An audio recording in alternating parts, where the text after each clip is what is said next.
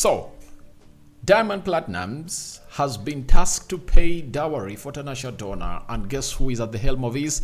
It's Eric Omondi. If you never knew, Eric Omondi is said to be the middleman that connected Diamond Platnumz to Tanasha Donna. That is it.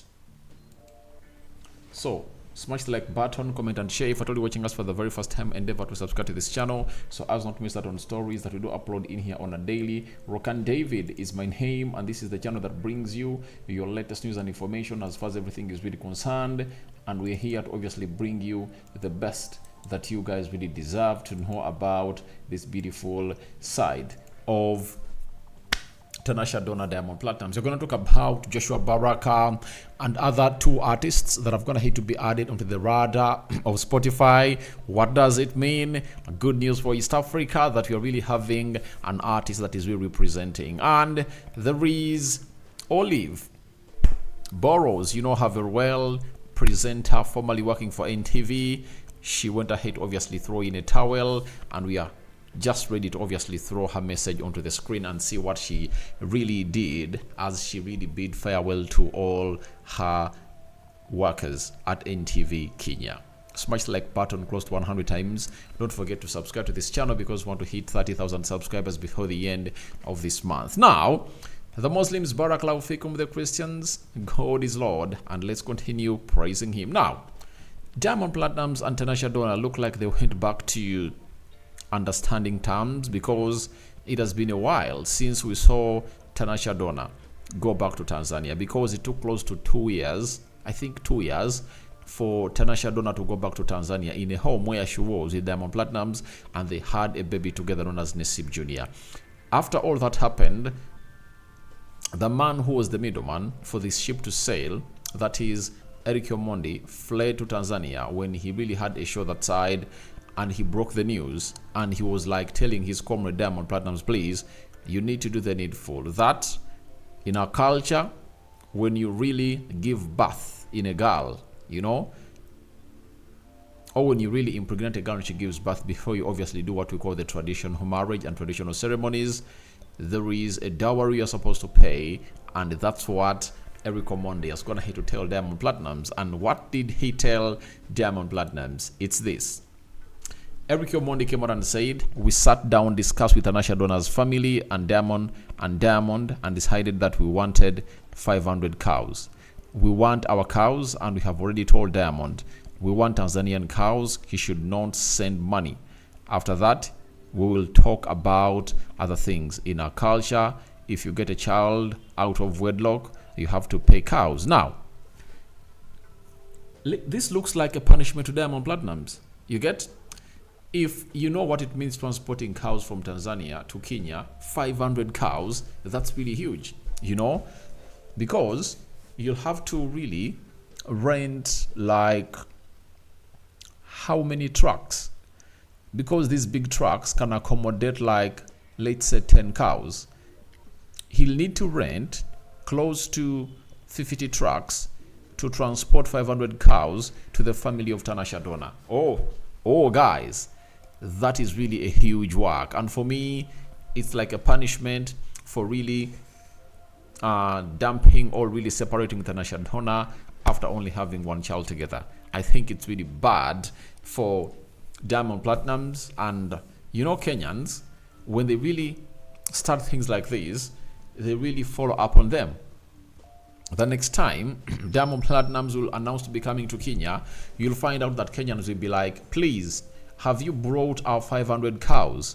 By the time he arrives at the airport, you'll find Kenyans holding placards with captions, 500 cows for Tanasha. Have you brought our cows? We want our cows. That's what will be happening down in Kenya, I tell you. So, Diamond Platnumz has a lot to pay. And they've told him that don't spend money, because they know if a cow costs like, because let me see, a cow can cost like $300 US, right? That is like how much Kenyan shillings? Let's obviously talk in dollars, because very many people best understand a dollar. That is like, so 500 times 300 if every cow costs $300, that means Diamond Platnumz will have to pay 150,000, right? US dollars. He can pay that amount of money if at all it's what is needed to see to it that everything is in harmony with his family. But they want him to transport. That means he'll get the 150,000 US dollars. He buys the cows, and then he has to incur the transport costs. Now imagine from Dar es Salaam to Nairobi. You get?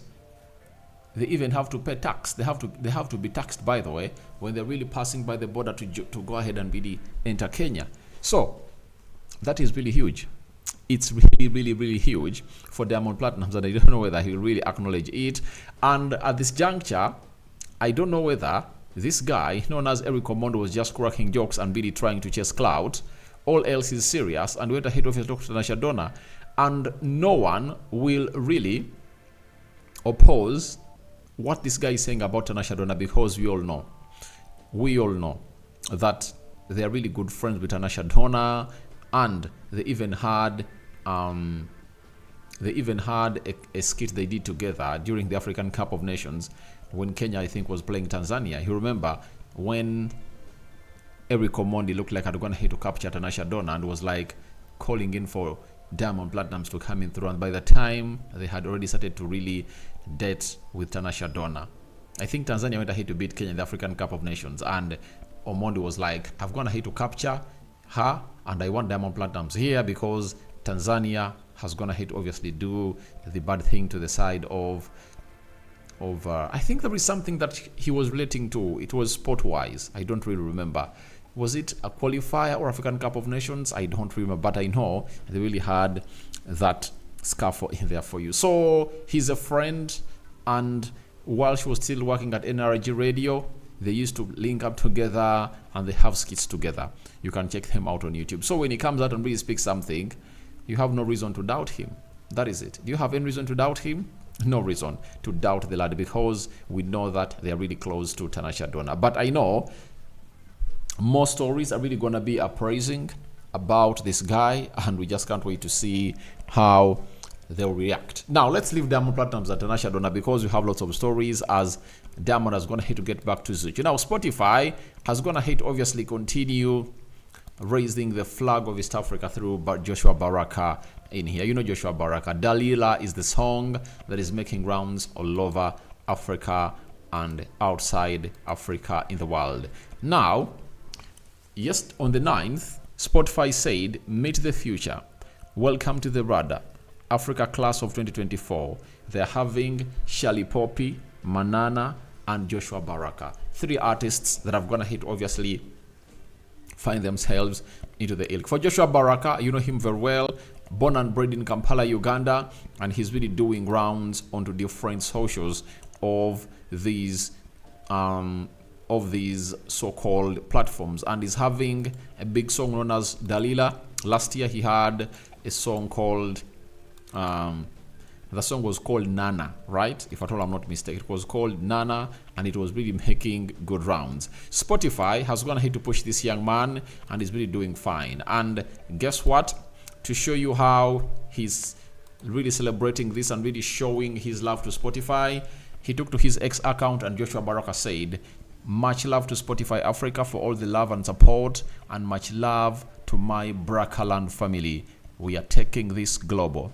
That is what he was said. And he was given a billboard appearance at the Times Square. And these are the moments where you would love to see to it that your billboard shows up at Times Square, because it's time that people are really flocking to the US because they are going in the summer. You know that very well. The winter is dying out and people are there. I've gone ahead to see most Ugandan artists see themselves posted on the New York Times, at the Times Square during the winter, where it's cheaper and few people are really touring that side. But if you want to get the best of the appearance, you have to find yourself in a position of getting an appearance during what we call the summer, and that's what Joshua Baraka went ahead to get, and it's really doing great. When you look at this other guy known as Shelly Poppy.